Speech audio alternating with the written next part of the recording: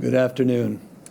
Of the duties granted to governors by our state constitution, few are more consequential than nominating a new justice to the state Supreme Court.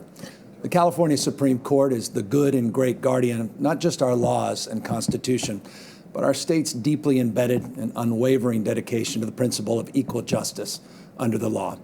Today, I'm honored to add another distinguished name to that long legacy of jurisprudence. Judge Martin Jenkins is both a product and a protector of the California dream. The son of a Coit Tower janitor and a nurse, Judge Jenkins has spent a lifetime overcoming odds, breaking down barriers, and blazing new trails. A former NFL player, he excelled on the football field before smartly deciding there might be more career longevity on the field of law. As a lawyer and a judge, he's built an irreproachable reputation as a person of fortitude and fairness, a man of inner strength, grace, and compassion, who knows that despite what the Declaration says, life, liberty, and the pursuit of happiness are not simply inalienable. They must be relentlessly protected and defended. Over a distinguished career that spans more than 4 decades, Judge Jenkins has worked at every level of our vaunted legal system. A civil rights attorney, a county prosecutor, a municipal superior, and federal court judge, and appointed by President Bill Clinton. Somehow, we were able to lure him out of a well-deserved retirement at the beginning of my administration to serve as Judicial Appointments Secretary, where he's helped me elevate some of the most able and diverse legal minds ever assembled to the California bench.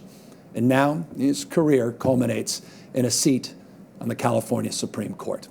In the spirit of Oliver Wendell Holmes, who said, "The life of the law has not been logic, it has been experience, the felt necessities of the time." Judge Martin Jenkins has the right experience at the right time in our state's history. He'll also be making history as only the 3rd black man to serve on our highest court and the first openly gay Supreme Court justice. And trust me, as someone who understands firsthand the role of the court in determining marriage equality to be a fundamental right, I can't tell you how important it is to have someone on the bench who's a living, breathing example of the idea that love means love. He hasn't just learned the power of the law to protect our human rights. Martin Jenkins has lived it. So Justice Martin Jenkins is a person of highest principles, and I'm honored today to nominate him to the California's highest court. Justice Jenkins.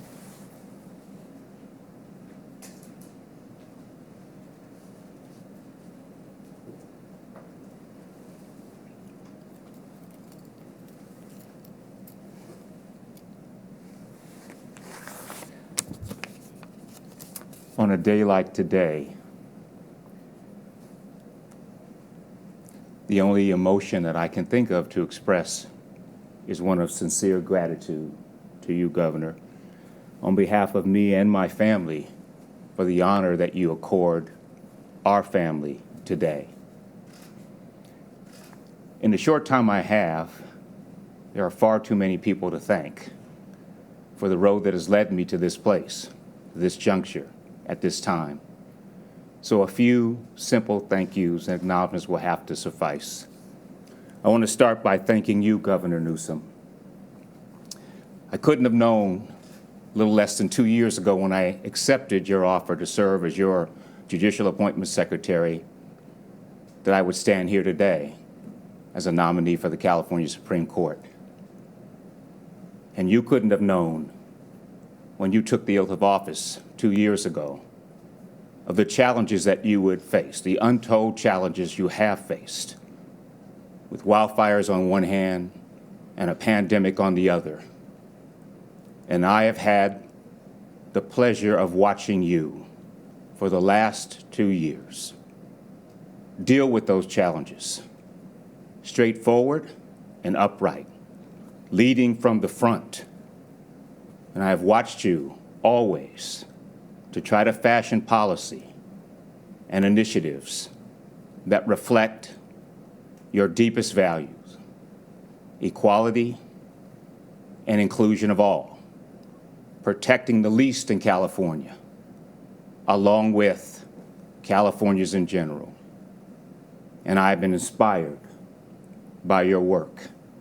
And I want you to know I will take the lessons I've learned in working with you to my new responsibilities on the California Supreme Court. Thank you so much, Governor.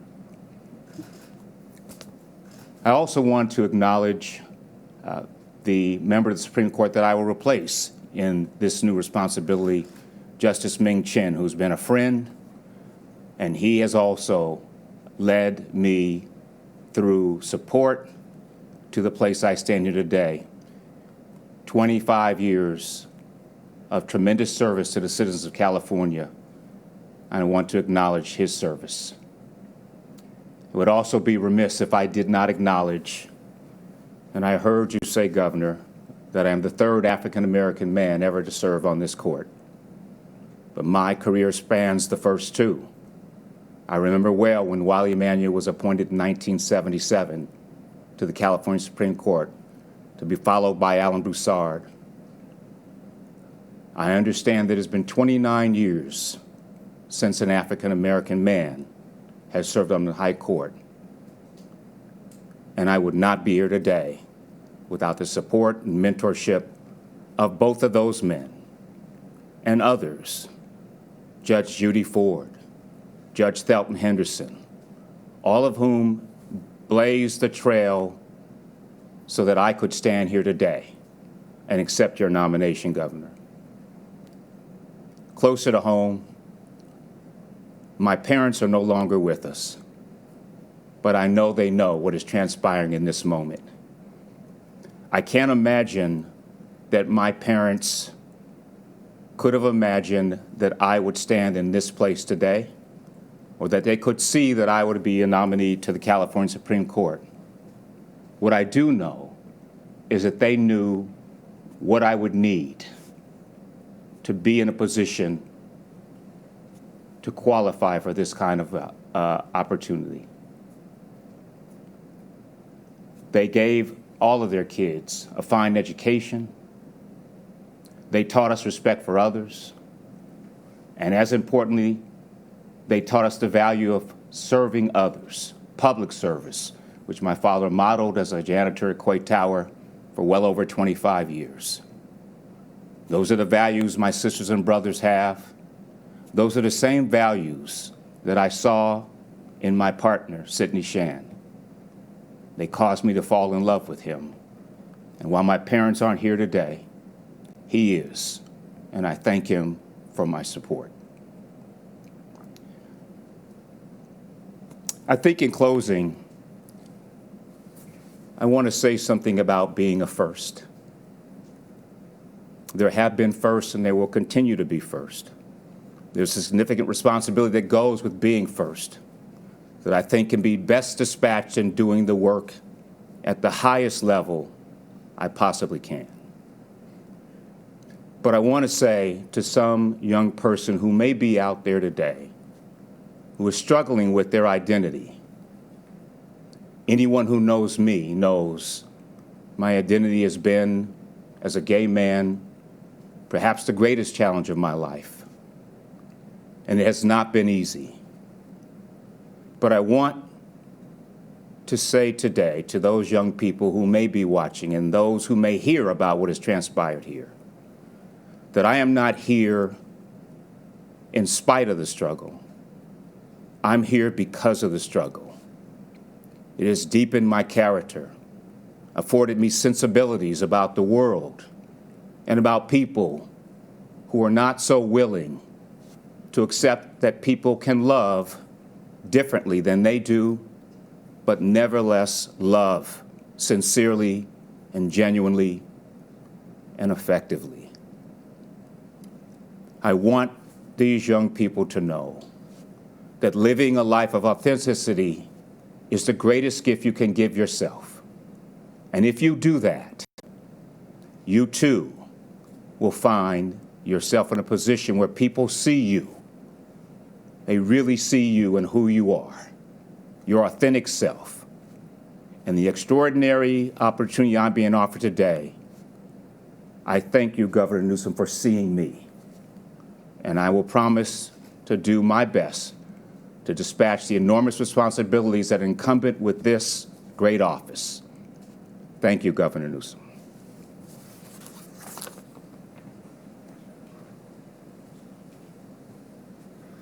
Well, now you know why I just nominated Judge Jenkins, and what an honor, man of decency, character, faith and devotion to the law, but an extraordinary lived experience that he'll bring to bear on this court.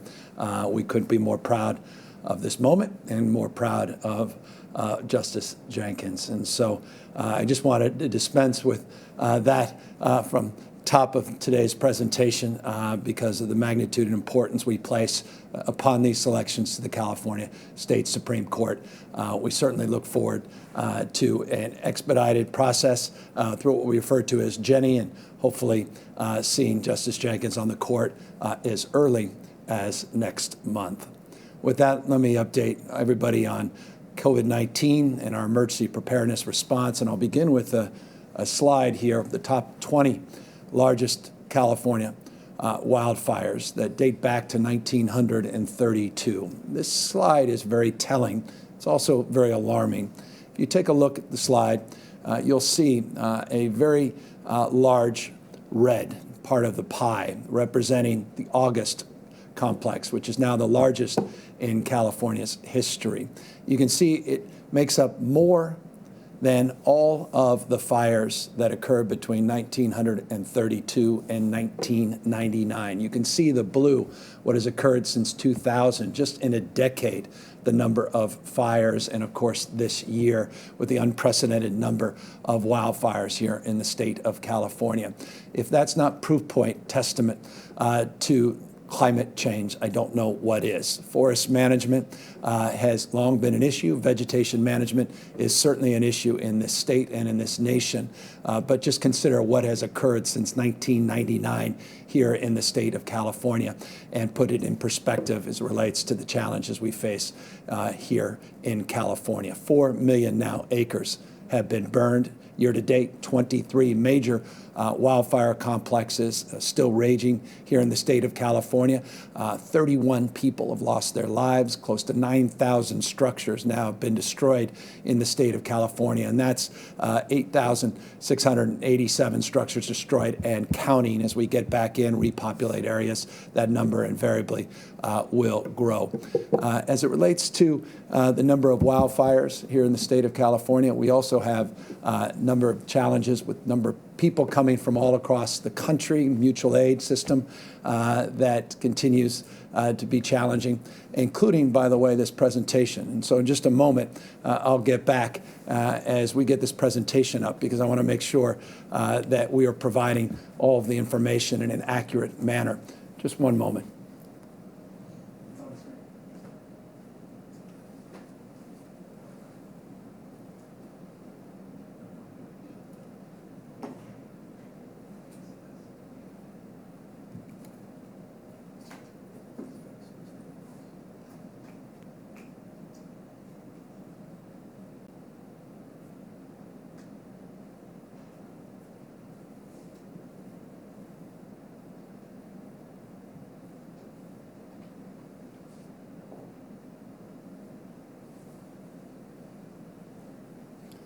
All right. Well, just like the virus and the fire spread, so does our resolve to get this technology back up and running. As I was just noting, we've had over 16,600 firefighters working on these fires, mutual aid from at least 6 states across this country, including the National Guard, men and women all throughout the United States that have been helping support our efforts. As it relates to some of the largest active fires here in the state of California, the one that's top of mind continues to be is the glass fire up in and around Napa and Sonoma counties. Last week, I presented to you that we were 0% contained on that fire.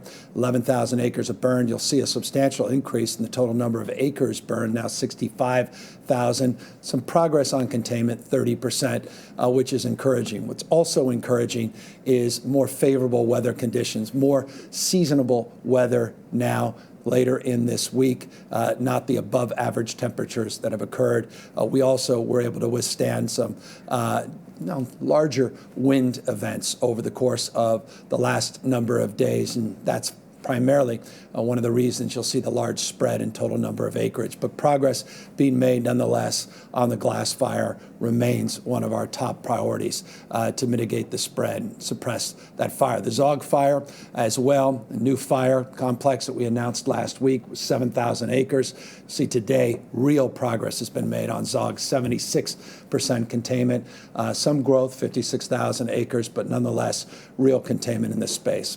I mentioned a moment ago the August complex, 45% contained in some 878,000 acres last week burned, now breaking 1 million acres, unprecedented in California's history. This is simply the largest active wildfire in the state's history. Again, you looked at that previous chart going back to 1932.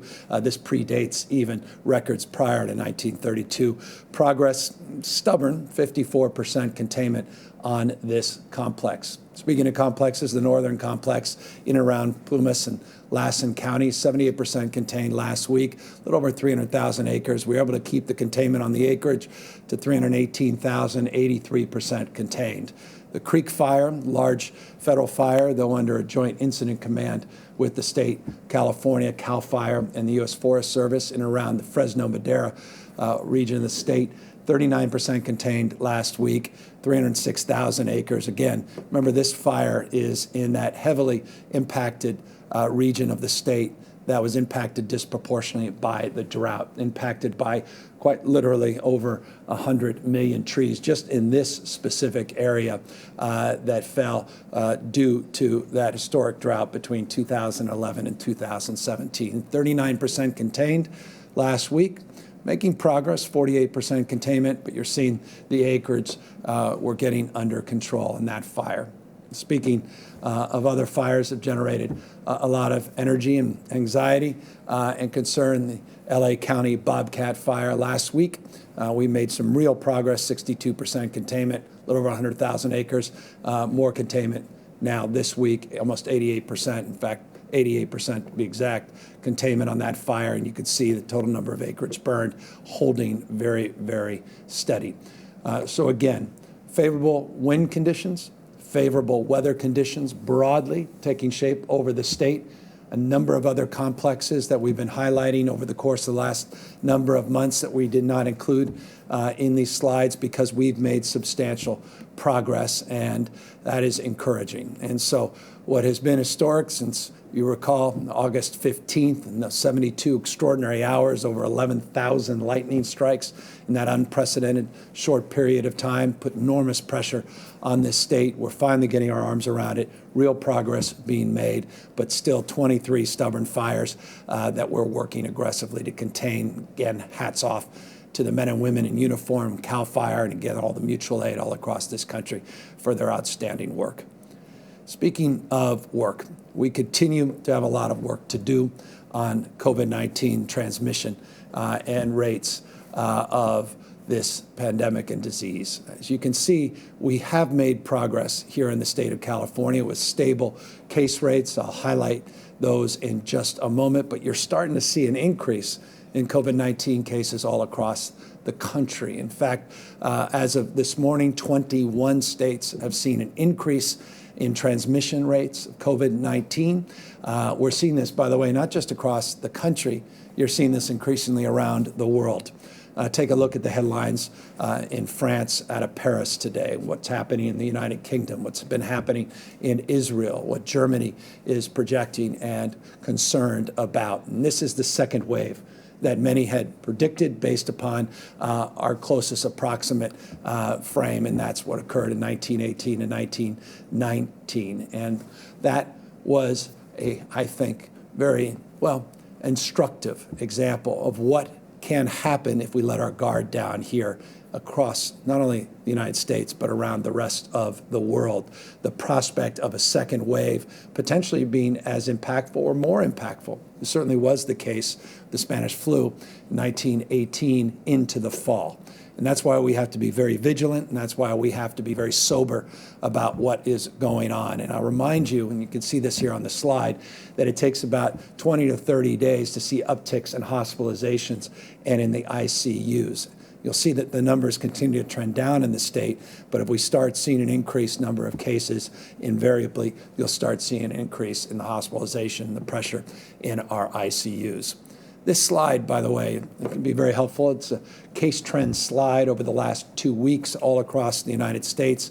Can be deceiving. Again, the green shows that California has fared fairly well over the last 14 days compared to other states, relates to the transmission of COVID-19. You can see in those orange areas where you're starting to see an uptick, stabilization, or increase in rates of cases and positivity across the country. And so, again, let us maintain our vigilance. Let us not take down our guard. Let us continue to take very seriously this pandemic, this disease.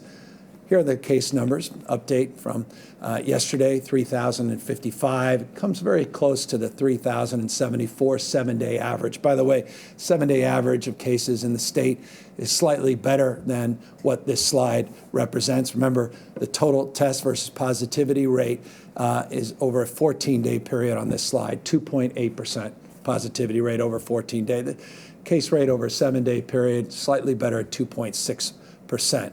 Our average number of daily tests are starting to increase. This weekend, we had 160,000 tests, 140,000 tests, 130,000 tests the last 3 days. So we're starting to see a growth in the total number of daily tests, the average tests getting back up, again, impacted substantially by the wildfires over the course of the last 6 or so weeks. So more tests, positivity rate that's holding steady at 2.6% over 7 days. Here reflected on this slide, 2.8% over 14-day period. The hospitalization numbers, as you can see, continue to trend down, 13% decrease over the last 14 days. That decrease is beginning to plateau a little bit. The rate of decrease is slowing.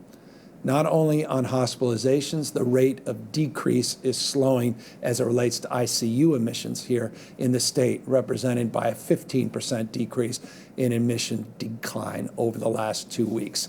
You'll recall in previous slides going back the last number of weeks, we've seen decreases, 14-day trailing decreases of closer to 20%.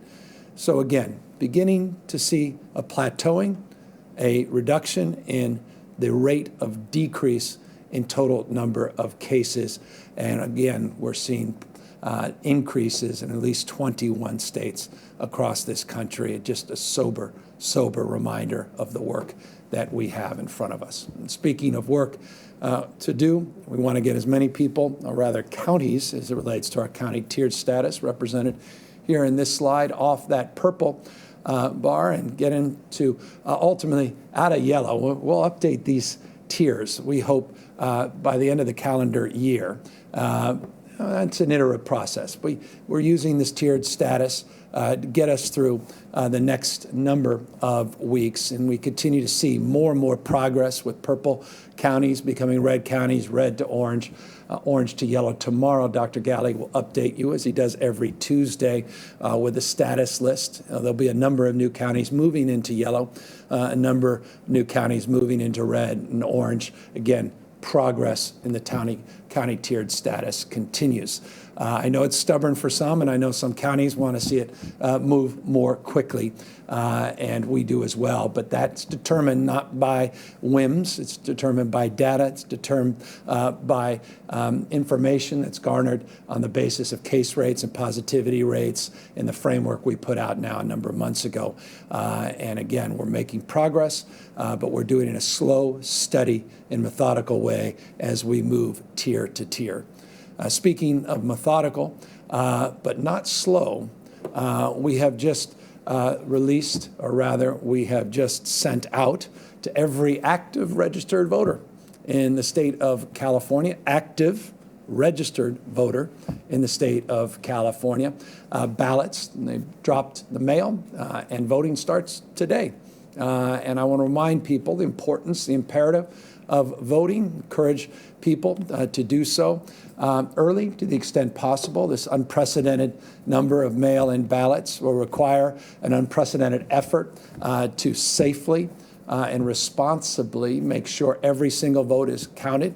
I'll remind you, you can track where your ballot is. There's a barcode. There's a very sophisticated process to make sure that we are keeping safe the integrity of our election system here in the state of California. Encourage you to either go to the Secretary of State's website or, as always, you'll see prompts on some of our other state websites, including the covid19.ca.gov website, covid19.ca.gov. That's a default for all the information that we provide you in these updates. But starting today, voting can occur in the state of California.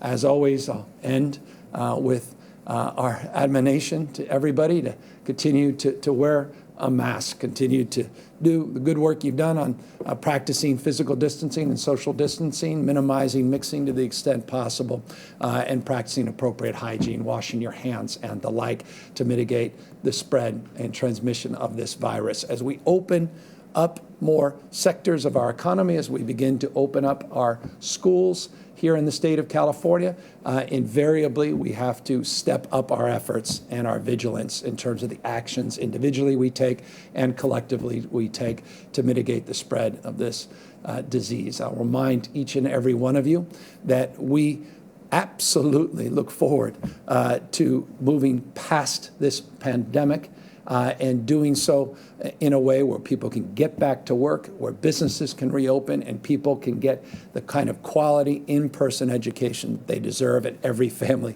trust me, is desperately looking forward to. The best way to do that, the best way to advance that collective cause is taking a look at this list and considering your individual actions in that context. It will be the individual actions, the sum total of which will determine our fate and future and how quickly we can modify and reopen our economy until we have an immunization. And so it is absolutely incumbent upon all of us, particularly this vulnerable period of time where more and more counties moving out of purple into red, into orange and yellow tiers, more and more activity, more and more mixing, that we do so in a safe and responsible manner. And so forgive me for the redundancy, forgive me for repeating so often this mandate, or rather our collective mission as it relates to some of the mandates we put out in terms of mask wearing, but it's about protecting you and protecting your loved ones and helping us safely reopen this economy and get our kids back into school. And with that, now that we've got our technology back up and operational, look forward to answering any questions. Alexei Kosev, SF Chronicle. Hi, Governor. We're about 10 days out from the deadline that you and lawmakers set in the budget for reversing about $11 billion in cuts. And Congress is not close yet to reaching a deal on another stimulus package that you would need to do that. So if we reach that October 15th deadline without a federal bailout, what happens next for the state? And was this the wrong strategy to take for dealing with that budget shortcoming? Well, we've got to balance our budgets. We don't have a printing press, unlike the federal government. So we have responsibility, accountability, legal obligation to balance our budget. And we did so with hope and expectation that the federal government would support additional stimulus, and we're still hopeful that they may occur. Accordingly, you may have seen over the weekend, last few days, the president himself encouraging Congress to get back to work on a stimulus effort. That said, you're correct. On October 15th, we had stipulated that the cuts that we put into place already on July 1st, that they could be reversed if indeed that stimulus was taking shape. Looks at the moment, at least, that may not occur before the 15th, though we'll see. And so those cuts will remain in effect. I believe the strategy was a prudent one. I believe the strategy was one broadly shared by both the Senate and by the Assembly leaders. And I believe the strategy is still one that will bear fruit as it relates to efforts of the federal government to do more to support American citizens across this country, including cities and states that support our frontline employees, men and women in uniform, our teachers, and others that are on the front lines of this pandemic. Melanie Woodrow, ABC 7. Thank you very much, Governor. Sean Monterosa was shot and killed by Vallejo police on June 2nd. The Solano County District Attorney has recused herself from the case, and the Attorney General has declined to investigate. The AG's office is investigating the destruction of evidence by police in this case. On Friday, Monterosa's sisters were part of a peaceful protest outside of your home. 17 people, including them, were arrested for failing to disperse. They say they've reached out to your office several times with no response. Would you be willing to speak with Sean Monterosa's family? Yeah, I'm committed to the broader cause of justice, and as an effort to advance that cause in more than rhetorical terms, was very proud last week to sign an historic package of legislation to codify that. And what I mean is one of the things that we are now committed to doing beginning January of the upcoming year is providing the support of the Attorney General's office by providing more resources so the Attorney General can begin to investigate officer-involved shootings with unarmed individuals that lead to death. The state is advancing that cause, a cause I've long believed in and long supported, and I look forward to getting the resources into the AG's office to do just that. Accordingly, we have been working very aggressively, not just this year in response to the Floyd tragedy, but previous year where we advanced some of our nation's most aggressive police use of force measures and making sure that we're looking at patterns of practices and making sure that we are continuing to evolve in our training and our approach to more equitable law enforcement, including issues of implicit bias, de-escalation, and the like. As it relates to the merits of the specific case, as governor, I'll take a look at that. In fact, I've asked my staff to take a much more detailed look at exactly why the Attorney General chose not to move forward in terms of the criminal investigation, though I'm very pleased and grateful to the Attorney General for moving forward as it relates to police practices in that jurisdiction. And so we'll have more to say, hopefully very shortly. Brody Levesque, LA Blade. Good afternoon, Governor Newsom. Before I ask my question, I'd like to address Justice Jenkins and just simply congratulations, Your Honor. Governor, looking at the situation on the ground with Disney and some of the other larger corporations that are having these massive layoffs, Disney in particular, have you guys made any allowances at all whatsoever for the aftermath to help these folks out, either through diverting state resources into, say, helping local jurisdictions out? I'm talking beyond unemployment insurance. I'm talking about, kind of a restructuring, because the longer this thing goes on, the more likelihood these jobs just simply evaporate. On top of that, we're having the same situation in Los Angeles County, where we've got a tremendous amount of small businesses that have just completely disappeared, and there's no likelihood of them ever coming back. And I was wondering, have you looked at, refocusing efforts moving forward, even as we're still combating this horrible disease?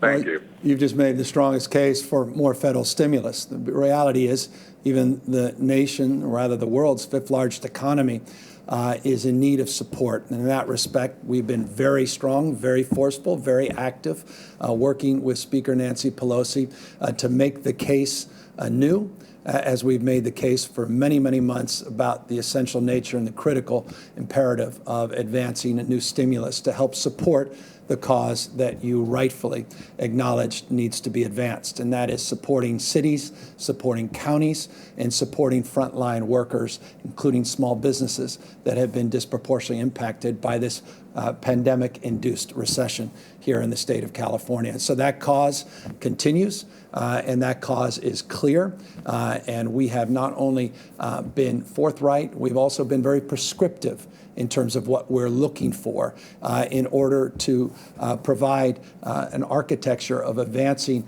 recovery here in the state of California and supporting working families, working poor, and supporting those that may have fallen through the cracks or not getting the support of unemployment insurance or the PUA support, and that may be more permanently harmed by this pandemic as it relates to their employability going forward. So on all fronts, we're putting together next year's budget.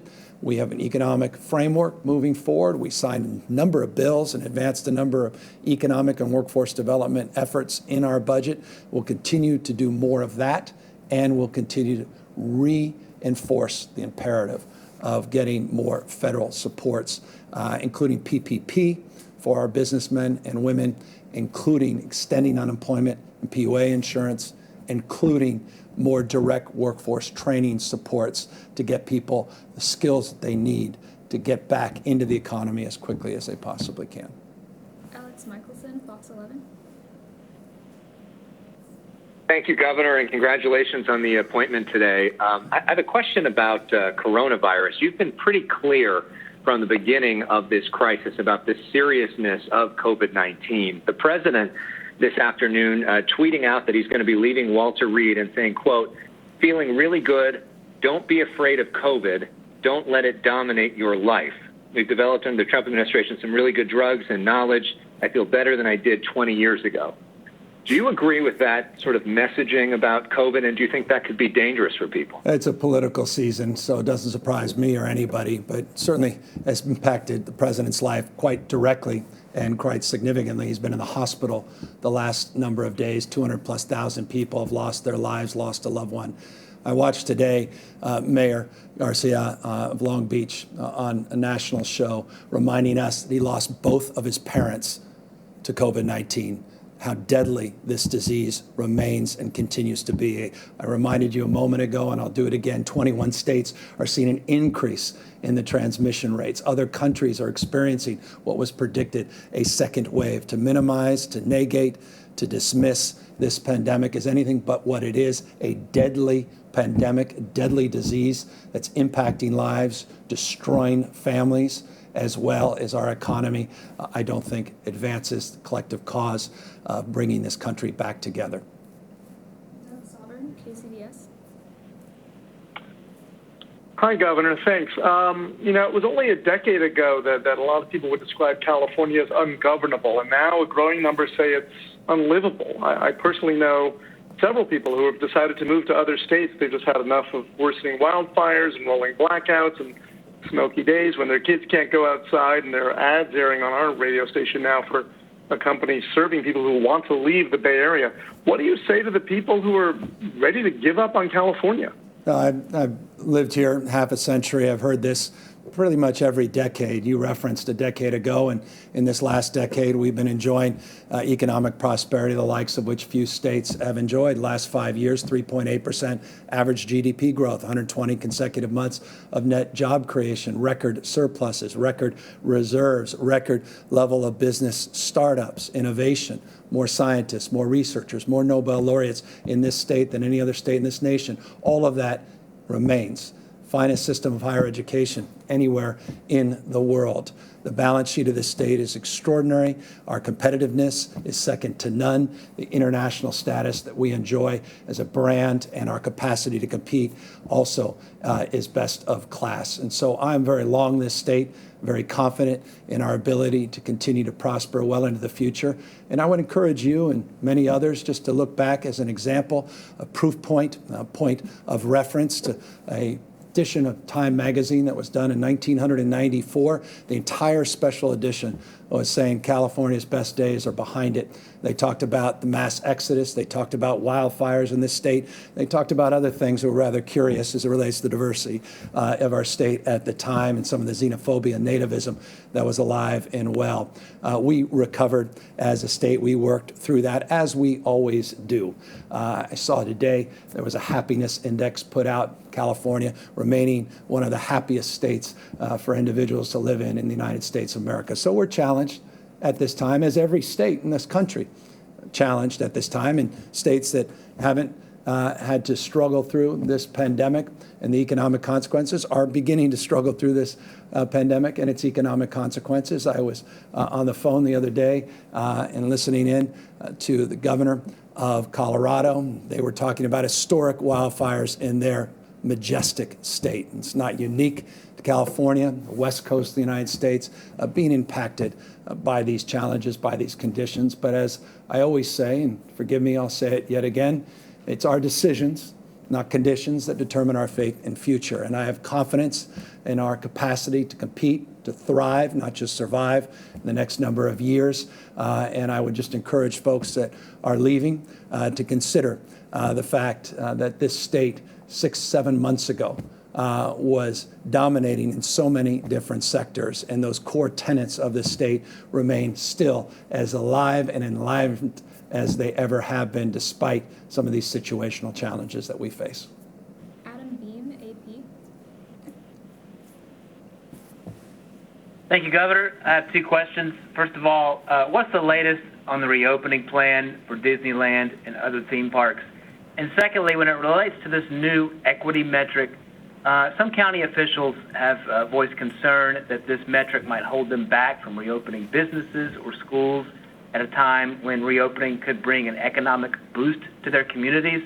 I'm just curious why your administration is introducing this metric at this time, and are you concerned at all that it could slow economic recovery? Well, we introduced the construct of the metric when we put out the tiered status. In fact, it was part of the original presentation, the original announcement. So it's not particularly new. But I would just say this.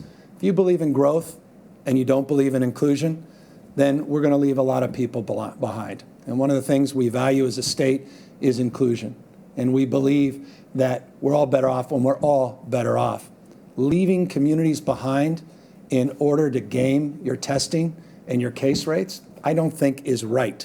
And so our approach is about making sure that we are doing justice to our diverse communities, and that we're not just gaming a system to paint a much more rosy picture that may be for some, but not all members of a community, particularly a specific county. Now, as it relates to your specific frame that some counties are concerned, you'll hear tomorrow Dr. Galley will come out with the new updates on the tiered status and the movement. And our broad strokes belief looks to be in this frame, meaning the equity measure, interestingly, may help advance the cause of reopening in some states, because some counties are actually doing more in that respect, and that's being counted in to their capacity to move more expeditiously through the tier. So in fact, it may be something that advantages an economic opening, but does so in a way that brings more people to light and more inclusion to bear. And so we believe that a core value, and we believe this framework is an appropriate one. Jeremy White, Politico. Hey, Governor. Thanks for taking my question. Going to ask the thing that I think is on everyone's minds, which is who you are picking to get to the World Series this year. Just kidding. As you noted, ballots have gone out around the state today. I know you've been busy with bill signings and budget stuff, but I'm curious to know, can we expect to see you hitting the trail for ballot initiatives you've endorsed, or for congressional candidates or the president in the coming weeks? No, I appreciate that question, and it's one that I've had a number of people have asked me, and we just haven't made the determination. So I think you framed it, and I appreciate you framing it as you did, as it relates to what we've had to address in terms of bill signing, some of these wildfires, trying to get the stability, addressing the issues related to transmission of COVID. So campaigning politics has not been top of my mind. That said, now that the ballots have dropped, now that we are moving into this final sprint in this last month, I recognize the imperative and importance of that. We'll make some assessment and determination, but my fundamental responsibility, my top priority, is my job governing the state of California, not campaigning for others, to the extent campaigning for causes that impact and benefit the state of California. We certainly look forward to doing more and saying more in that space. Final question, Angela Hart, Kaiser Health News. Thank you, Governor. The president's positive COVID test has raised some questions about your own COVID testing. Just wanted to ask you, so previously on a few occasions, you've said that you did not want to get tested to preserve those tests, and then later you were tested, which turned out negative. So how many times have you been tested in total, and what were the results? Are you regularly tested? And I'm also wondering if you're planning on perhaps changing your thinking about this approach, given the president's positive test? Yeah, no, we continue to practice what we preach in terms of mask wearing, relating to issues of highly vulnerable events in communities, be it visiting prisons or meeting with the president himself a few weeks back. Those were appropriate places to be tested, protocols well established. So we'll continue to maintain our vigilance. We'll continue not to send mixed messages as it relates to importance and the imperative of wearing masks or minimize the impact of this disease on people's health and lives that are lost. And we'll continue to update people as it relates to the health of our state and the health of this economy. And as it relates to my health, we've been tested on multiple occasions, tested negative, and if I was tested positive, I would have the responsibility and you would have the right to know, and that would be forthcoming. Well, with that, let me thank all of you for your responsiveness to this pandemic and the good work that all of you have done, 40 million of us strong, that have once again moved these transmission rates down. I should just note in closing that the 2.6% 7-day positivity rate is the lowest we have recorded in the state since April. That's very encouraging, but again, we're seeing a plateauing of the rate of decline, and we're seeing parts of the state that continue to struggle as it relates to are effective and as it relates to the transmission of this disease. And that's why it's incumbent upon all of us to be vigilant and maintain the status of all the hard work that you have advanced and continue it so we can get through this, get to a vaccine. Take care, everybody.